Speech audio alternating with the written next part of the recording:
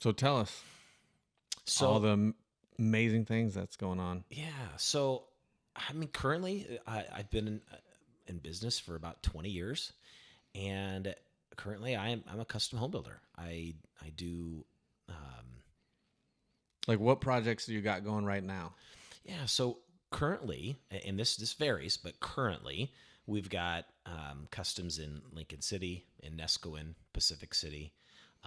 We have several projects that are either in design phase, permitting stage, or even the architectural kind of inspiration phase.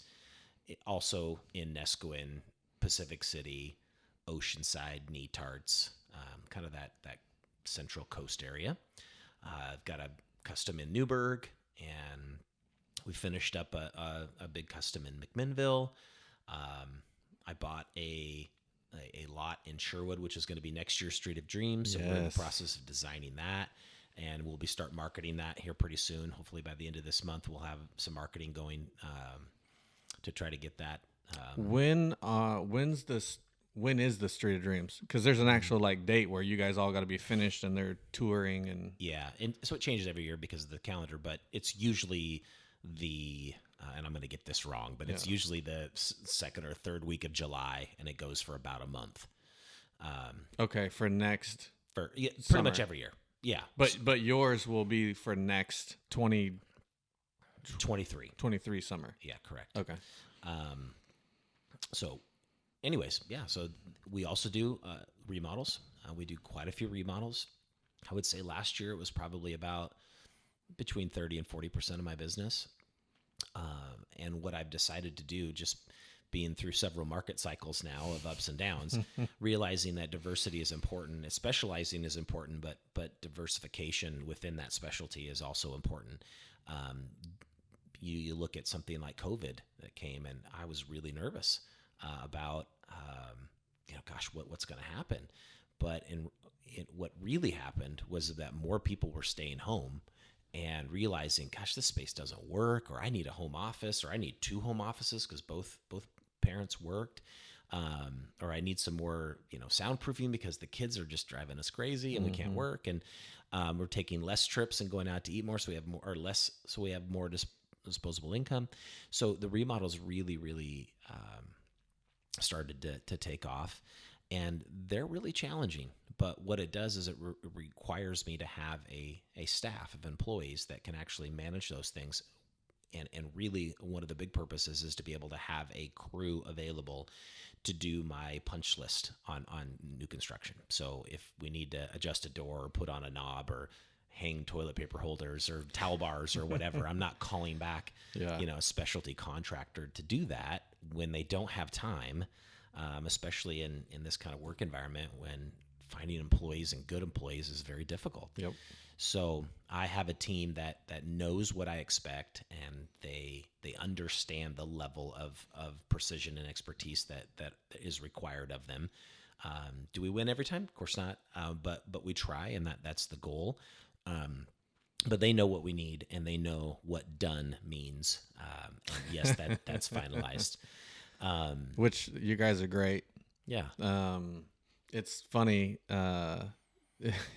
hearing them hoop and holler, and they're funny. Yeah, they're really, really good guys. I have just an amazing staff. And it sounds bad, but I believe I have 9 people now. So I have 2 people in the office, like Becky and Jessica, and Becky's self-titled office wizard. Yeah, I think that's on the email thread too. It's on the email. The signature. She did it. It's on her signature. And the reason is because the way that I would communicate with her for so many years, she's been with me over 5 years, was so cryptic a lot of the times that she had to have what she says a crystal ball to translate what I was asking her to do. So therefore she has called herself a wizard. And then Jessica is in the office helping to assist. And then I have a detail coordinator. His name is Joe. And his job is just to kind of track details of all the custom homes and, getting stuff into the specification sheet when things change. We'll go on field trips and pick out stuff with clients, and that information needs to get put into the right place so that the superintendent, the person on site making things happen, has the accurate list to go through. So Joe helps me with that. And then I have Jake. Jake's my right hand guy, and he's fabulous. And then he manages um, the other crew. So we have Ryan and Jacob and Brody and Grant, and then I have another superintendent. His name's Casey, and so I got three superintendents and three guys that are just there to do carpentry type work, cleanup, organization, making sure the job sites look good. And primarily we're in, I would say, 4 counties. So it would be Marion, Polk, Lincoln, and Tillamook. So those 4 counties obviously incorporate several cities. Yeah. It's not that I haven't gone further than that or don't go further than that for the right job, but we're not focusing on going to Bend or going to Portland per se. Different parts of Portland. Right. Sherwood's not necessarily in Marion County anymore. It's a different county, but it's relatively close to Yamhill County, which is where Newburgh, let's say. Right. So, and you weren't even focused on getting over to the coast. It just started to happen, right? And now you're like the coast guy. Yeah, it started to happen. It was great. I had an opportunity from somebody that I went to church with, who really had known me, but not just known of me, or knew of me, I should say. But we didn't have a relationship or anything, but knew through mutual friends, you guys being one of them, that I was a person of integrity, person of faith, and who did custom homes. And so I was brought in to that situation with their architects that they had hired. I had never heard of these people before. They're coastal architects, and so I got the plans and I was putting everything together, and I didn't win the job. They picked a local contractor at the time and didn't win the job, but the architects were really, I guess, impressed with my process and the ability to communicate and the level of detail that I provided in the estimate, and the big folder that I took that had every single estimate and breakdowns. And they're just the greatest husband and wife team. It's Capri Architecture. They're just fabulous. Dustin and Amanda Capri. We'll have to have them on at some point. Absolutely. Yeah, they're great. So anyways, that kind of started our relationship, and they said, hey, we've got this client in Nescoin, and we were so impressed with how you did things. Would you be interested in talking to him? I'm like, well, of course. So we get started, and it was in a specific subdivision that has an HOA, and everybody in your business, and checking out plans, making sure it's all right. And then, once I got into that subdivision, I got onto the approved builders list, so that anytime that anybody shows an interest in a lot in there, that the people part of that board can say, yeah, you should call Mike Riddle. So had another person call, started to build their house. And since then I've had several people in that subdivision. And part of, I think, the success at the coast is, and I don't want to, bash anybody at the coast, but, we would call them coasties and they would call us Valley boys. Yeah. And I think the fact of the matter is that they're, if you can return a phone call, if you can show up when you say you're going to show up, and do what you say you're going to do, I think you can have somewhat unlimited success there. And so I was able to come in and provide a great service. Now, it just happened to be that house that I was doing, the very first one at the coast in a long time. I started at the coast, and we'll get to that. But that home was architecturally and just visually amazing. So when people would drive by, it just looked so much different than all the other homes in that specific high-end neighborhood. And so if people think, well, gosh, if he can build that, he could build my house. And so, is that the one that the Oregonian just did an article on? Yeah, they're in the process of doing an article. It's actually featured in Fine Home Building Magazine in the July issue of 2022. So it's already out. And I want to say that there's 2 other additional magazines that are doing an article. Is that the home that I know you're not posting on your company Facebook page, but someone just posted a really nice home? That's it. That's the one. Yeah, I mean, it's one's not sweet. me physically who's posting it. It's my staff who's posting it. Yeah. Right. Yeah, so we hired an awesome photographer out of Portland and came, and he spent 7 to 7, 12 hours there to get just the right light I think he took probably took a bunch of pictures, but he only sent us about 12. But they were just fabulous. Yeah. And it's just great house. So anyways, you're starting to use that to where then there's just not a lot of contractors at the coast either. From what I've understood, there's a lot of contractors there that are aging out. They're retiring, and they don't have anybody else that they've brought alongside them to take over their business. So they're just close the doors and fish and crab and do whatever else they do, enjoy the coast life. So it's been a great opportunity for me to go, and most of my clients there are second homes. Some of them are going to be primary. They're retiring and they want to move to the coast, so it may be secondary home for now until they actually do retire. But I'd say most are on the vacation home, second home type scenario, and they're nice custom homes. It's so what? That's $250,000. What are we talking? $500,000 house? No, I would say it's very difficult to build at the coast. Yeah. For less than $1 million. Yeah. And I know that sounds awful, but Yeah. you just have to do so many things that you don't have to do in the valley because of the weather. So because of the salt, because of the high winds, you're having to use different roofing materials. The flashings all have to be stainless steel. Your nails have to be stainless steel. Your hangers have to be stainless steel, because if air is going to get to it, it has a chance to corrode. And of course, is stainless steel more expensive than regular? Right. Yeah, by a lot. Right. So the working environment, some of the working times are less because of high winds or high rain and wind combined. And there's some geographic challenges too. So I'm bringing all of my suppliers for the most part from the valley. Yeah. Because I can trust them. They know what I expect, and I can bring that level of quality to the coast that I might not get by having local people. Not that local people at the coast can't do good work. I just don't have a relationship with them to trust that, and I'm not willing necessarily to experiment. Right. Without a really good reason to. Right.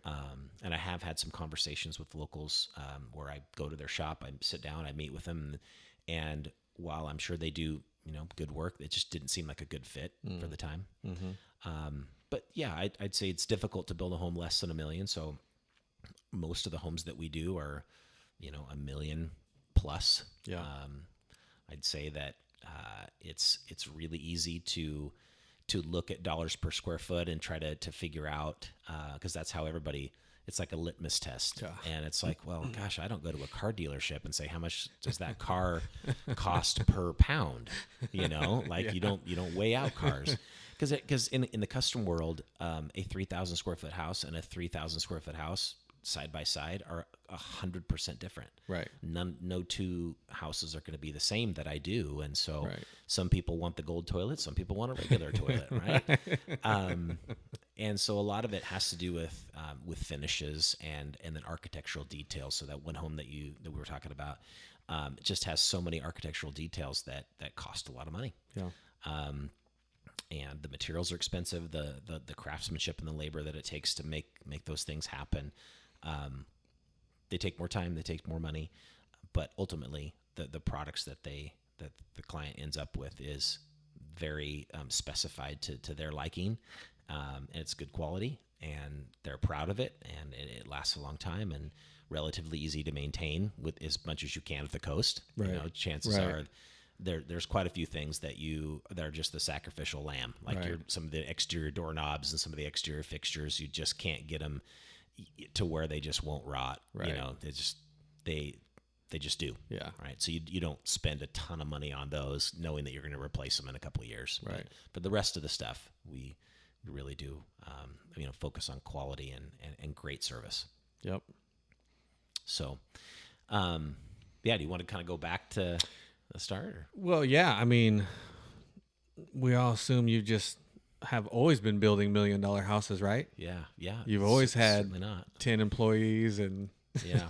Well, yeah. So it's interesting because so just kind of how I got started. Yep. So I grew up in Salem, and my dad owned a business, and it was title and escrow insurance business. And I ended up wanting to course, I wanted to be after watching Top Gun, I wanted to be a fighter pilot, and then realized that, oh shoot, I get sick in airplanes, so that wasn't going to work. Listen, that movie was so good. The second one, Oh my gosh. I haven't seen it. I've heard it's great though. You haven't seen it? No. I've heard it's amazing. Most of the time, the number 2 movie is not usually as good as the first one, but I've heard people say it's like that. maybe better. I've been telling people this is that one. This is that one time where number 1 is iconic. Sure. But this second one, and I'm not even a big Tom Cruise guy or whatnot, but man, and Adrian had never seen the first one. Oh, wow. Either she knew nothing about Top Gun. Oh, wow. So that Saturday, I changed her life. Yeah. We watched the first one at Netflix at home.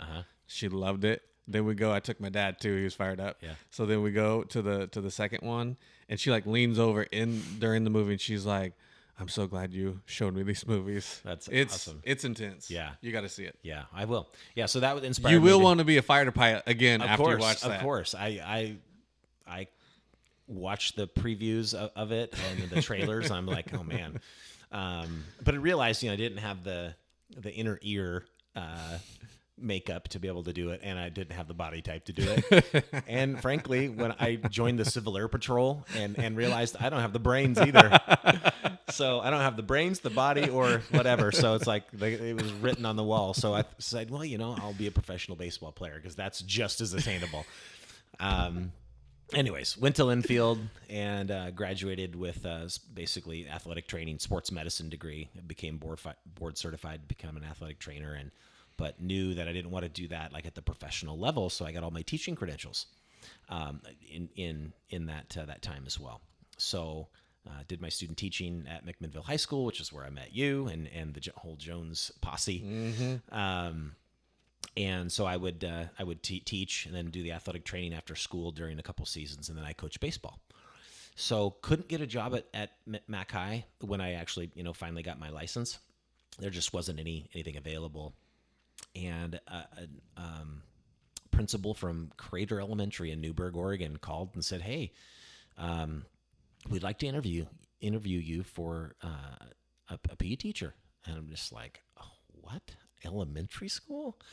And I had done a lot of substitute teaching, just waiting for, my license to get instated and apply for jobs, things like that. And I had maybe spent a couple of times at an elementary school, and it was fun. But, high school was I thought was going to be my jam. Yep.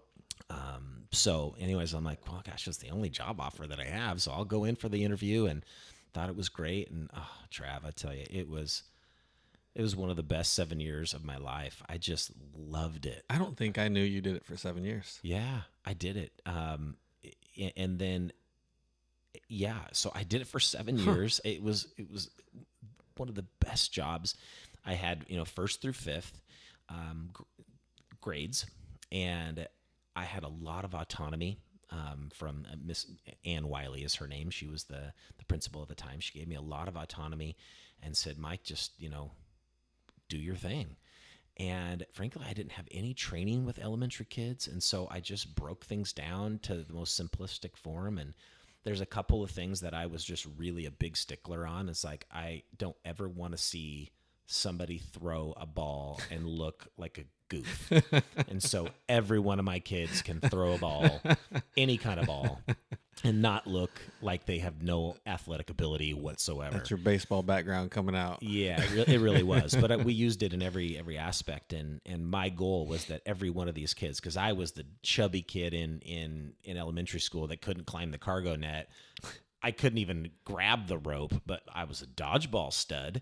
But that's all I could do. And so I wanted to make sure that every kid could have success and have a good time. And it was just awesome because it was a big school. There was 500-600 kids there, and I was the only male teacher. There was a male custodian and a male counselor, but I was the only male teacher there. So I kind of had that father figure, and probably gave 1,000 high fives, fist bumps and hugs every day, and they were great. I even had a class of special needs kids that was just such a joy to watch them. I mean, I could have rolled out a piece of paper on the floor and they would have been like find a way to make it cool. Right. But we Right. just did so many great things. And I built a rock climbing wall in the gym, and we did just so many cool, unique things like unicycles and juggling and gymnastics and even dance. And I didn't even know how to juggle, but I knew I wanted to teach a juggling thing. So I watched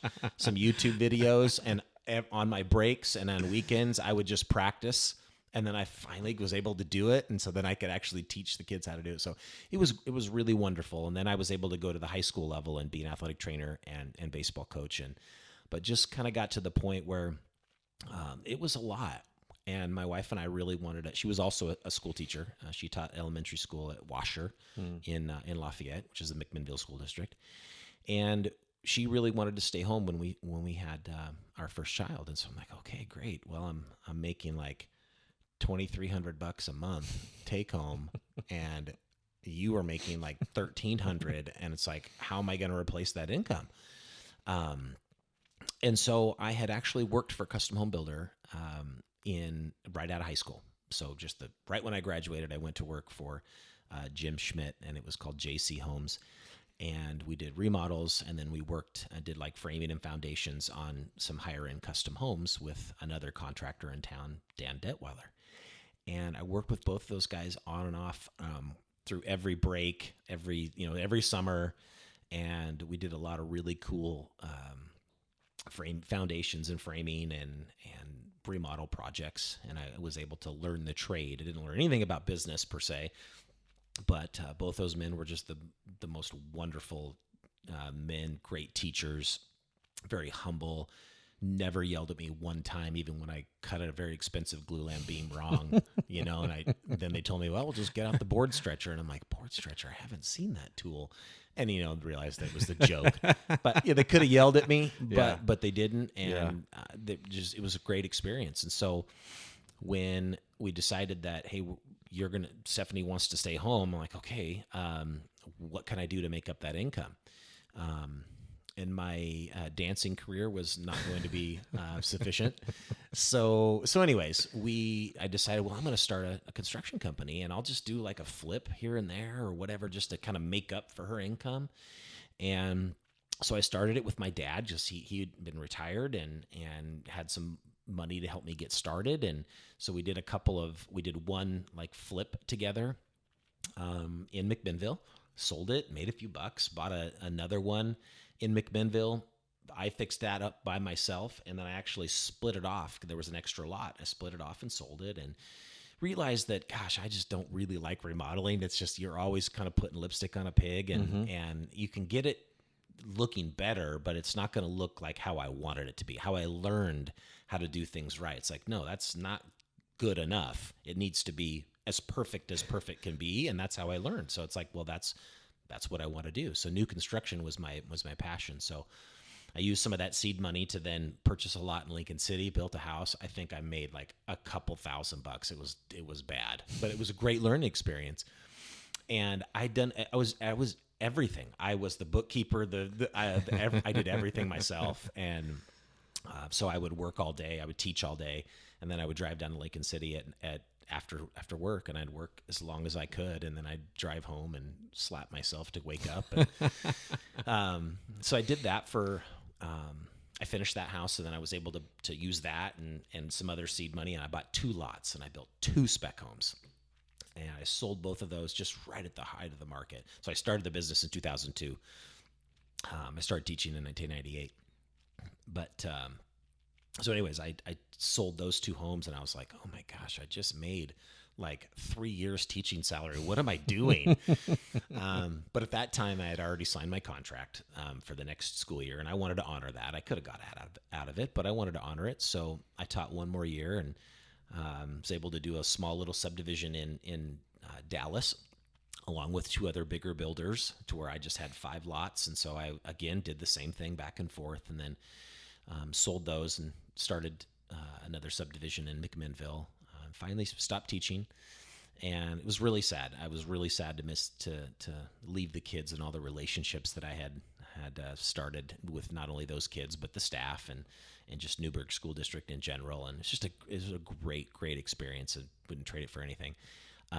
just really needed to do something different for my family and provide. And Stephanie's dream was to just stay home and raise our children. And it's like, wow, how much is that worth? A lot. Yep.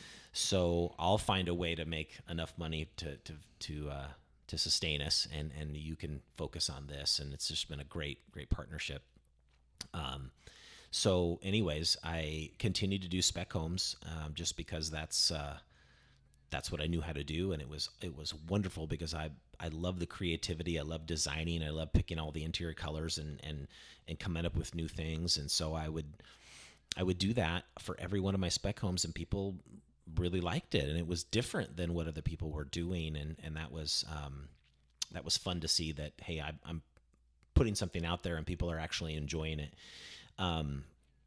So that was, kind of 2006 era. And then I was able to get involved in the kind of, not the Street of Dreams in Portland, but in Salem, they have what's called the Tour of Homes. So I was able to buy a lot and designed a home, and we entered into the Tour of Homes, and it was really well received, but just couldn't get a sale on it. And then the market just completely went to the tank. Like, it seemed like overnight. Mm-hmm. And honestly, I hadn't, I just didn't have the experience. I wasn't paying attention. I got into the market like right at kind of like just the buildup of it, and then just the peak of it. And then I'm thinking, gosh, this is going to last forever. And I wasn't buying boats and, anything crazy, but like us. but and boats is not, I'm not picking on boats, but I wasn't living, the baller lifestyle. But my golf game got pretty good, which was nice. But just didn't really see it coming. Yeah. It didn't really, was relatively over leveraged on a few things. I owned a couple of lots. Yeah. But I had that one house, and that one, I rode that one out as long as I could, and ended up just taking a bath on it. And some other things happened, and essentially the market was bad. I couldn't even build a doghouse for anybody. There wasn't really remodels. I didn't really do remodels at the time, because it was really just me. Yeah. And I had to end up let all my employees go, which I had, I think 6 was the most I had at the time. And I let all of them go just because I had no work for them. I wasn't even paying myself. I was just paying them just to help their families out. And finally, I just couldn't do it anymore. And the business was just not there to be had. Yeah. And we ended up losing our home. We had a couple rentals. I had to file for bankruptcy. It was an awful, awful time. But at the same time, looking back at it, it was really just a wonderful experience, and I'll share that here in a moment. So essentially, at that moment, I didn't know what I was going to do to earn money. What am I going to do? And so we were able to find somebody in town who would let us rent, and so we rented. And I had breakfast with Rich Kansky of Green Acres Landscape, amazing guy. Which I just saw him last week. Yeah, he'll be on the chair. Don't worry. No, I know because that's right. I saw him last week, and at a buddy's shop, and then my buddy was like, "Hey, do you know each other?" I said, "No, but I know a buddy of yours." He's like, "Who's that?" I said, "Riddle," and he's like, "Oh yeah." I said, "Riddle's my landlord." He was like, "Oh, that's probably the best landlord you could have." And then I was like, "Hey, you ever been on the podcast?" And he was funny. He was like, "No, I'm too old and fat and bald," or something like that. And then I was like, "Hey, Riddle's gonna be on," and I was like, "Man." He was in there doing something for like their 30th anniversary. Mm-hmm. And I was like, you'd be great to have on because everyone sees your trucks and your billboards, but like you had to have started at some place with a truck. So yeah, I definitely dropped her name. And then he was like, yeah, do it. Yeah. He did start with a truck. It was him and a buddy, and they started maybe in high school. He'll tell you the whole story. Yeah. But anyways, so I was having breakfast with Rich, and he's like, "Hey, how you doing?" I'm like, "Man, I'm not doing good. Like, there's no work, and financially, it's just bad." And he's like, "Hey, I'm doing this thing where we do work for a company out of Ohio, and they're like the largest property preservation company in the United States. And all the banks, and at that time, they were starting to get foreclosures and those kinds of things in the market, as we all can remember through history. And so what this company would do is they'd send out work orders to vendors. We were called vendors in different states, and we would go change locks, cut grass, remove trash, board up windows, pick up drug needles, scoop poop out of toilets. I remember when you were doing that. Absolutely. That's right. Horrible. I forgot about that. Horrible, nasty work. And we did it from right. Roseburg to Astoria to Hood River to Bend, everywhere. We were driving all over the place, and it was awful work, but I was so grateful that I was provided that opportunity to make a living.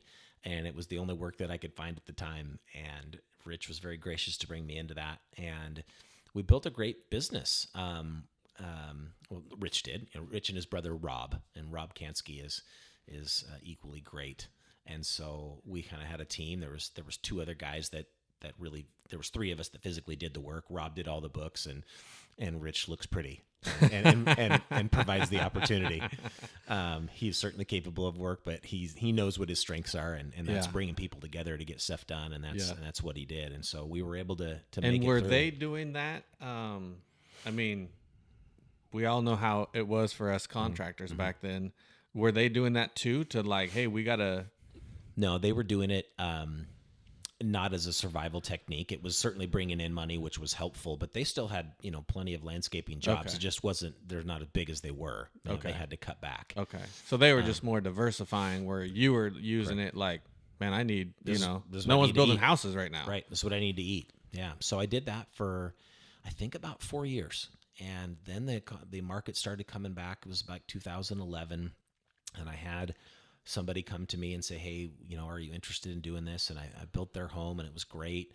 And then got another one, and started to, I actually hired a person to kind of take over to do it for me, who were kind of winding down, and it wasn't enough for just to keep me busy. We were kind of winding that down.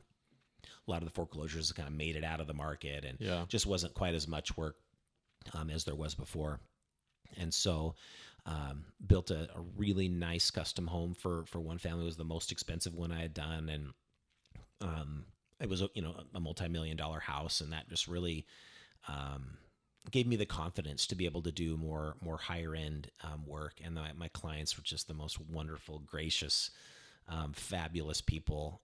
They were so patient. And anyways, that gave me the confidence. And also I was able to market that and show people that, I can build a spec home, or I can build a really nice custom home, and continue to just build my business. And, after the bankruptcy in 2010, in 2011, I started Mike Riddle Construction, and have built it back up into the type of company that I'm proud of. And like I said, we have 9 employees, and we do, we really focus on relationships. And to me, I don't care what your budget is. I really don't. If it's, if it's 500,000 or if it's 50 million, it doesn't matter to me. It's about the relationship with the client. And I always and I tell this to all my clients when we're kind of getting to know each other. So I'm like, guys, this is really like a marriage. We're going to get married for the next 2 years. It's going to be a year of planning and building, and then, a year of warranty. And then frankly, we're going to be friends. We're still going to hang out. Right. I've got a client who I just finished their home, I don't know, maybe last summer, and we've already got drinks scheduled for next week because they're going to be done teaching, so they'll be have a little more time on their hands, and so I'll go out and sit on their back deck, overlooking the vineyard, and and have a beer or whatever, and I'm not a beer guy, but have a mixed drink. Your martini. Yeah, not a martini. With the pinky up. Yeah, exactly. And, just have that relationship. They don't need to do it. I don't need to do it, but we just, we have a good friendship. And so the goal is to create that relationship with that marriage. There's highs, there's lows, there's in-betweens. We're super excited. We're frustrated. We're mad. But we work through it, and we find we find solutions to all of our challenges, because building, a custom home is very challenging. Yeah. And there's a lot of emotion to it. There's a lot of money to it. And so where money is involved, usually emotion's involved too. And so trying to keep things stable as possible, understanding that we're going to get through this. It's going to happen, and we're going to be in it together. And I've got your back, and I know you have my back, and we'll move forward towards that goal. And I really enjoy my clients. They're sometimes the jobs that they have are very stressful. CEO jobs, or they're their own, they own their own business, and of course they're the person who runs the show, or they are a CEO of another company, or Right. or they're just normal people like you and me too. And not that they're not normal, but what I mean, they don't have a CEO type position, and so the ability to communicate with them and be professional and completely transparent in what we do. All my clients see the receipts and invoices and time cards and whatever they want. I could give them information till they can't read anymore, and just that level of trust is instilled in everything that we do, and it provides a great opportunity for us to not only build a great relationship, but to build a great home that they're going to raise their family in, or raise the have the grandkids over for fun time during the summer, or whatever it might be. So Yeah. yeah. Sweet. So, what are maybe some goals, or how do you see? There's a lot of talk with the market. I mean, like today is terrible in the stock market and whatnot. Are you seeing any of that in your field? Are things slowing? I mean, I see articles, but I don't really know if lower permit pulls or what. Like, how are you? What are you seeing out there? Yeah, I think as you'd stated before when we were talking, construction is such a huge industry. It's, I think, the third or the third largest industry in the United States. So there's so many different facets and branches of what we do. And so me being in the custom home world, most of my clients are in a position where they've been planning for this, for a long period of time. And maybe they don't need financing, or maybe the financing piece is not the biggest, component of the operation, I guess, if you will. And however, I run a business, and I also know that higher interest rates and inflation and gas at $5.50 a gallon, and the increase of supply chain issues and the increase in volatility of the market affects everybody, regardless of your budget. Yeah. I'm not currently building any homes for famous movie stars or whatever, where there is no budget. So it is important to stay attuned to what's happening, and I am involved in multiple different ways of trying to get as much inside information as I possibly can from people who are, they have their ear and their and the pulse of what's going on. Like tomorrow, I leave for DC, and Wednesday, day after tomorrow, I'll be in lobbying on Capitol Hill for a lot of issues that are important to the building industry, and like high lumber prices and labor shortage and supply chain issues. And so it's important, and I enjoy being involved, because then I can actually get firsthand information instead of always having to read a publication and not knowing where that information might have been distilled down to. But so trying to keep my trying to think of the term, but trying to keep my ear to the ground, ear to the ground, Yeah. and keep my my feelers out there for trying to find out the real information. Yeah. And things are tough. Things are tough right now for a lot of people, and things are very unaffordable for a lot of people. It's a part of my job right now that I don't enjoy, of having to say we're over budget, and it's things that are out of everybody's control. And then finding ways to value engineer to get us back down to a comfortable range. We're having to work so much harder, today, which I don't mind. I'm fine with hard work. Yeah. And ultimately, I want to please my clients and make them the priority. But sometimes the market takes that ability, out of everybody's hands. And so having that level of communication where we can, talk to each other, and I can try to keep them up to date on what's going on in the markets. Just had a client the other day and goes, "Hey, I see the lumber markets are, the lumber futures are really taking a big hit." And I'm like, yeah, I just actually spoke with Par Lumber today, and our lumber package compared 6 months ago when we looked at it, because we haven't ordered it yet, is probably going to be about $20,000 less than it was, which is just for me is like, oh, it's like having, I won the lottery, getting to tell my client, hey, we saved money. And a lot of the times you have, I guess the misconception of certain people in the industry that, it's why would it benefit me to save money? But ultimately, I absolutely care about my clients' budgets no matter what. Yeah. Because I understand everybody has a budget, and so when I get to say, "Hey, we're under budget," it's like one of the greatest days of my week and of that particular project. It's usually few and far between because of the markets these days. I hadn't really thought about that. Like you said, the process when you're, entering into this kind of relationship for, a 2-year, all the planning and then the execution. But I hadn't really thought about like talking numbers and here's what the prices are. Yep. But it, like this day and age, it's like, well, here's what the prices are today. Yep. Yeah. And that's why it's so important to have that foundation of having a good relationship and an open line of communication and good frequent communication, so that nobody likes to get gut punched. Nobody likes to get surprised. It still happens, as much as I try to avoid it on an hourly basis every day that I work. It still happens to where things happen out of our control, and sometimes we make mistakes. We're humans, and it happens. But yeah, having that conversation that today this is what the price is, and tomorrow it could be different. Literally, tomorrow it could be different. Yeah. And that level of uncertainty and instability has driven a lot of people out of the market. But I, one of the things that I've learned, I've been in, 2 really high cycles, and I've been in a really low, really bad cycle, and maybe there's going to be another low. I don't know. Yeah.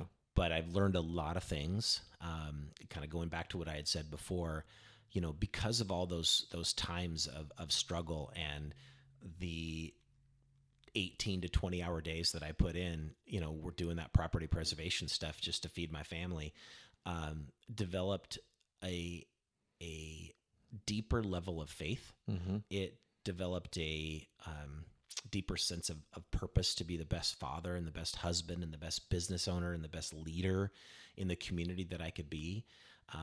And there's no way I would have been able to learn that stuff by just living off the gravy of a great economy. Mm-hmm. And right now we have been in a great economy, and it seems like, there's pretty much anybody could build a house and make a bunch of money. And that's kind of what happened in 2005, 6, and 7 before the crash. Yeah. Dynamics are way different now. So, but anyways, it's, to me, I just wouldn't trade it for the world. Yeah. I just, not that I have arrived or Right. anything like that. It's just more of, I just know more than I did when I was 30 Yeah. or 35 or whatever. Now I'm 47, and it's like, boy, I think back to when I was 30. I was a millionaire and lost it. Like in a day, it seemed like, on paper, Right. I'm a millionaire on paper, not in reality. Right. But how things could really just get cut out from underneath you so quick. And it made me realize that I need to be more diversified and more ingrained in the pillars of what I want my business to stand for, and then let the economy do what it's going to do, because it just cycles. It goes up and down, up and down. It has for a long, long time, and will continue to do so. Yep. And so being prepared and understanding, being rooted in the foundation of my faith and foundation of all the pillars that our business stands on. And then obviously building up the people in my organization to feel the same way, to continue to support that brand, that if I need to step out someday for, a family emergency or whatever, my team is continuing to dribble the ball down the court, and that we're maintaining the level of service and excellence that we all expect, because we're a team. Yeah. I just happen to be the head of the team. Right.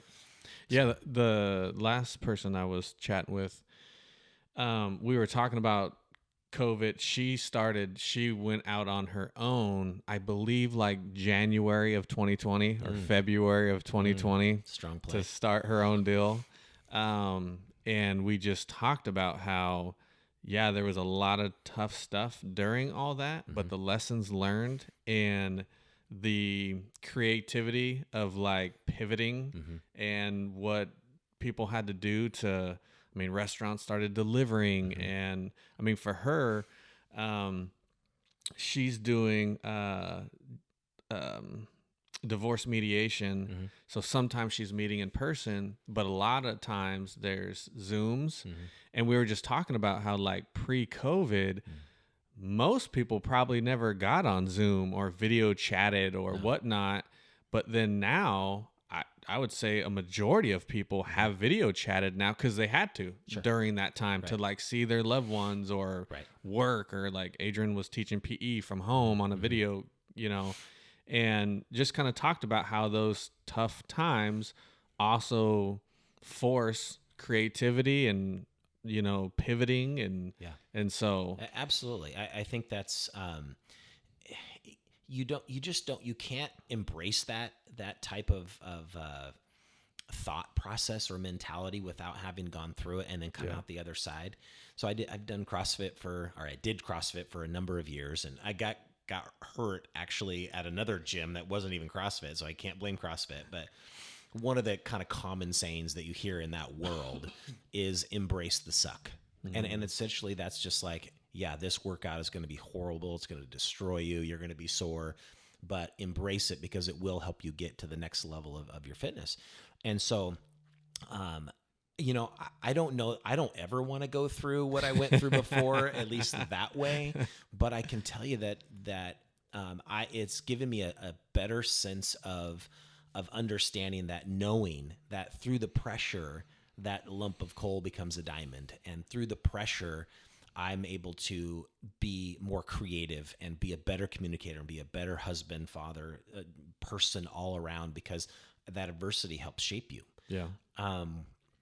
And there's always something good that comes out of the ashes, right? Yeah. And you look at, you know, you think of somebody like Ventis or Basil and Board, you know, where there's like, well, I can't have anybody come into my restaurant. They're just one example, right? But nobody can come in here, so let's get creative. And so that whole family, you know, the business owners that own those businesses were like, well, let's do, you know, family dinner night. And so they came up with this thing, and it was like family dinners, and it was amazing. I mean, it's just, it causes people to think outside the box, not get into a rut, and keep always at the forefront of keep the main thing, and always be changing and be adaptable and flexible. And I think that's what hard times and adversity brings.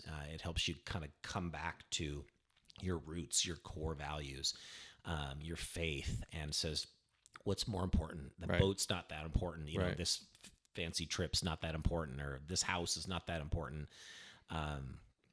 And, you know, it seems like we always kind of almost be like a dog returning to its vomit. You've heard that saying before. And it's a constant battle to keep reminding yourself of what it was like. And Trav, that was in 2000, you know, 7, 8, 9, 10, which was whatever, 10 to 14 years ago. It literally felt like last week, and it still feels like last week in my mind. It burned inside of me. You don't want that again. Make sure you get your stuff together on a daily basis, on an hour to hour, so that you can do your part. Now, sometimes unforeseen circumstances, you're going to be dealt a hand that you have no way of changing the outcome. But just that adversity in that time was really just invaluable. And it's funny you say that, like feeling like yesterday, because we still have a running joke. My mom will never, one of the companies I formed back then was LTD Properties, Living the Dream Properties. Oh, yeah. Put that stupid thing on my new fancy truck when I got the new fancy Wave Runners. And but to this day, my mom is like, you guys will never buy a boat again, because we bought that boat. We're like, it's got a bathroom on it. Like, look how cool it is. But like, seriously, it does feel like yesterday. Yeah. Like, I think about those times of having all the stuff repoed and just being like, oh, that was made some dumb decisions and dumb purchases. And it's amazing how like now, as I'm in like the last 15 months, I've created 3 new companies, but the way that I'm trying to build them now Right. is completely different than back then, with those lessons. Yeah. And had I not went through it, I mean, you don't know what you don't know. Right. And so, like you said, you started when things were just booming, as did we. And honestly, didn't have a whole lot of time to prepare for the faucet. It wasn't slow. It was like turned off. Absolutely. There was no more houses. Yeah. And so for people that did what we did, there was just no more houses. And so, but to go through that, I mean, it is a trip how it's like no matter how many years pass, we will always remember what that felt like. Yeah. And hopefully we'll, not let history repeat itself with the decisions and positions that we kind of put ourselves in. And yeah, absolutely. In the vein of faith, I just know that I know that I know, that my Creator, my Father will never leave me, will never forsake me, and will always be able to, be loved and have restoration. And that sometimes there's adversity that needs to happen, and now I'm able to pass that on to my kids. Recently had a real just awesome moment with one of my daughters where she came to me and she says, I can't do it anymore. I just am trying to do this on my own and it's just not working. And I'm so tired. I'm so tired and I don't even know how to have faith anymore. And I thought walking away from the Lord was going to be the answer. And I'm just, because she's super tough. I mean, she's an amazing young woman. But she just realized I can't do it on my own.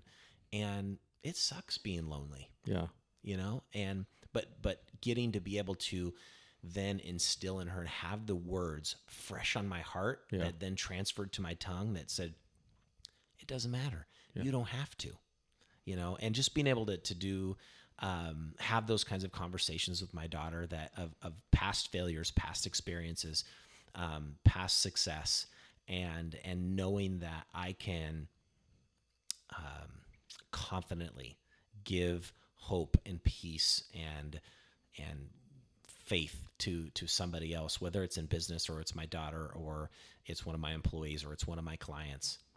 It's been a joy of what I do. And as I mature and I look back, and it's so cliche, but time does fly. And it's like, as I get older, it's so true. And it's like my baby girl who was just like, I just watched her being born like last week, just graduated from high school and is headed off to college. And it's like, and then my second daughter is, she'll be going into her junior of high school and came to us and said, I really want to be a foreign exchange student. And I'm like, well, where? I was thinking about Italy. I'm like, of course you are. So anyway, she's going. I mean, it's pretty crazy. We just got her host family information last week. And so anyways, time is short. And it's just so important to be grounded in who you are and what you believe. And I love what I do. I'm in a great spot, and maybe when I get back on the chair some year, if you'll have me back, maybe 10 years from now, I'm hoping that I've learned even more. Yeah. So. I think the only other thing I wanted to chat about, you're still connected with C-Tech, right? Yeah. Because I feel like that's kind of a passion or a thing you have that. Because I recently heard someone else talk about it in a positive light. I don't know a lot about it, but if you'll chat about what C-Tech is, why they have it, what it does. Yeah, I think for me, I'm part of several different things that still have to do with investing in young people in their careers. And so I was on the board of directors for the Willamette Education Service District for a number of years. And it was just great. A great organization that provides a lot of wonderful things to its supporting districts. And so I'm involved with C-Tech via a company called Advanced Construction Education. We started it off, and I always say we, it wasn't me, but it was some other people in the community that started it off, and it was called Contech, Construction Technology. And then CTech, the building CTech, was not even around. It was just a couple of construction programs, career technical education programs, one at McKay High School, one at South Salem High School. And we that organization was started, and the concept would be is that these kids could learn the trades by building a house. The house was the lab, if you will. And so the first project was done in Salem, and McKay kids came in the morning, South Salem kids came in the afternoon. I think it was a while ago. Yeah. But anyways, then CTech was formed, and so we kind of changed the name so it wasn't Context CTech. They sounded like the Gotcha. same, but they're not the same. Gotcha. So now we're called ACE, Advanced Construction Education. And so what we do is we provide a capstone project for seniors at the Career Technical Education Center, known as CTech, in the Salem Kaiser School District. So we buy a lot and we build a house every year with the kids. I think next year will be our 9th year. Wow. With this type of program. And so we basically sell the home, and then it buys next year's lots and funds the building project. And it's so many different community members that give, whether it's businesses or other types of organizations that help support this program. But we have a board of directors, and we support the construction part of CTech. So they have a variety of programs there at CTech, and we just support the construction program because that's what our board members and volunteers are passionate about. And so the idea, the whole concept of this is to get high school kids experience in the trades, exposure to the different things that are involved in construction. Because as you'd mentioned earlier in the program, you just don't know what you don't know. Yeah. And these kids they know that they might want to go to college, but they're not really sure. And I kind of like the construction industry, but I don't really know what that looks like. I don't know what opportunities there are. And so exposing them to what the different components are, and then giving the opportunity to actually try to frame and do siding and do trim work and those kinds of things. And so it's a wonderful opportunity here if in the Salem Kaiser School District. And then there's another organization called the Willamette Career Academy, which is more of a regional career technical center. So Marion, Polk, and Yamhill County kids, Gotcha. school districts can participate. Gotcha. And they currently have 3 programs, and there's going to be 2 more online. So there'll be 5 programs total at that regional facility, which is here in Salem as well. Sweet. Yeah. Well, man, I was just thinking, we moved into your building here, I think in January, and I feel like this is the longest you and I have chatted since then. I know. You are one of the busiest humans I've ever met. Whenever you're around here, it is just one phone call or chatting Yeah. So I appreciate you taking the time Absolutely. It's my pleasure. to doing this, and this will be good. Yeah. Appreciate it, Trev. Thanks for having me. Yeah, man. Okay. Yeah.